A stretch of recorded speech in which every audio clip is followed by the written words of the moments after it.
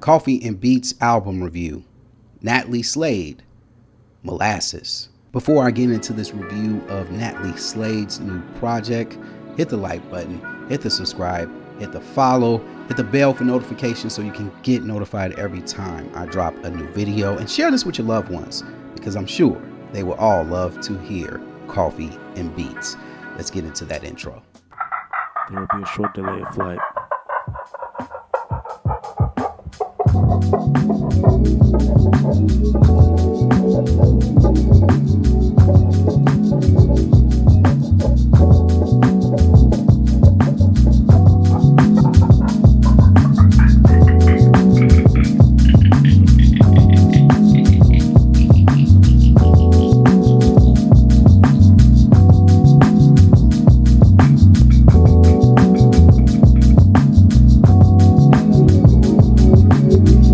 Up in front of the congregation, we have Natalie Slade with her new project, Molasses. And I was put on, and I first heard about Natalie Slade's music through the Instagram content creator Somewhere. So he basically promoted this record on his page, and I was intrigued. I was like, oh, you know what? Let me put this in the archive. Let me check it out later and see what this artist has in store for me.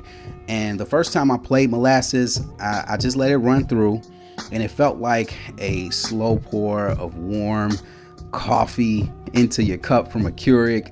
The jazz chords, the soul grooves, Natalie's voice floats across each track with grace, but there's grit underneath it, poetry underneath it, there's purpose wrapped into this dreamy arrangement here. And you have Natalie Slade, who is a Sydney-based vocalist and songwriter who's worked with legends like Steve Spacek, Simon Maven of Hiatus Coyote, and also Catalyst.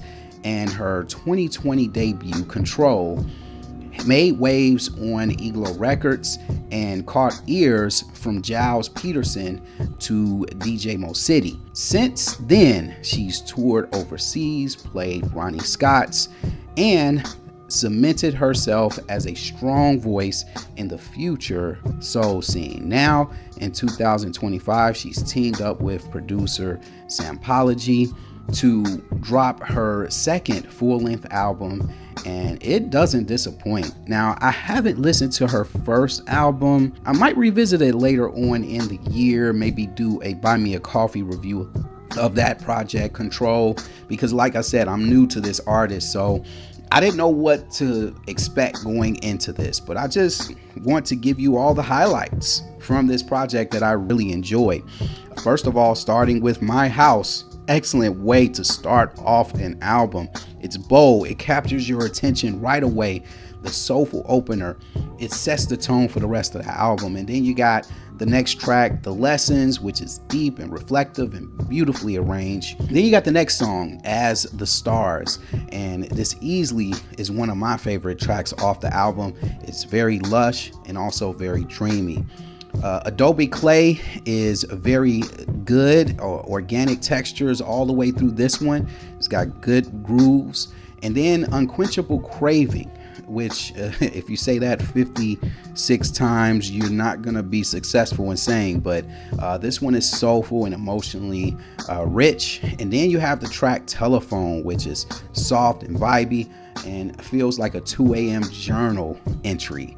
And then you have the closer, The Other Side, which is layered with jazzy loops and wrapped in vocal silk soul provided by Natalie here. Now, my only song critiques of the album is King and Queens. Didn't quite land as strong for me as other tracks on here, but solid musically, but the hook didn't have that same staying power as others.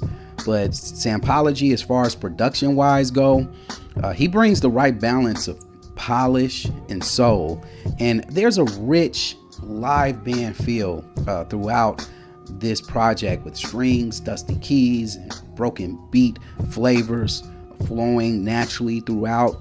And the added touch from Dan Kai and the whole band round things out very well. The most important part of this project is Natalie's vocals. They stay center stage without being overproduced, which lets the emotions shine through each and every instrumental on this project. And Molasses feels timeless, but it also feels fresh.